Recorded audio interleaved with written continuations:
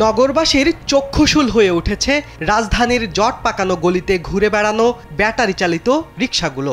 প্রধান সড়কে উঠে শৃঙ্খলা ভঙ্গের অভিযোগও রয়েছে এই বাহনটির ওপর। ব্যাটারি চালিত রিকশার কারণে দুর্ঘটনার সংখ্যাও নেহায়েত কম নয়। এসব মিলিয়ে ঢাকা মহানগর এলাকায় ৩ দিনের মধ্যে এ ধরনের রিকশা চলাচল বন্ধের নির্দেশ দেন হাইকোর্ট। এরপরই পথে নেমে বিক্ষোভ শুরু করেন এই রিকশার চালকেরা। তাদের বিক্ষোভের পক্ষে বিপক্ষে নেটপাড়ায় লেখালেখি হচ্ছে বেশ।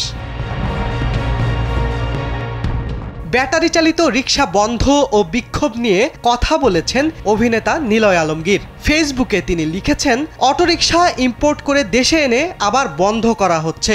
ইডেন বে কক্সবাজার সমুদ্র সৈকতের উপর নিজেদের একটি ঠিকানা। মাত্র ৫ লাখ টাকায় আপনিও হয়ে যেতে পারেন এই হোটেলের মালিক।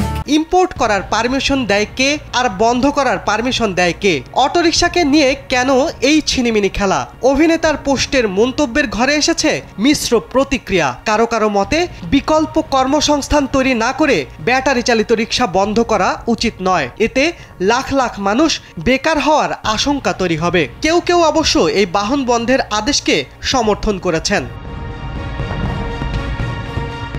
গত মঙ্গলবার ঢাকা মহানগর এলাকায় ৩ দিনের মধ্যে ব্যাটারি চালিত রিকশা চলাচল বন্ধের নির্দেশ আসার পর এই বাহনের চালকরা রাজধানী জুড়ে সড়ক অবরোধ করে আন্দোলন করেছেন। ফলে যানবাহনের স্বাভাবিক চলাচলে বিঘ্ন ঘটেছে।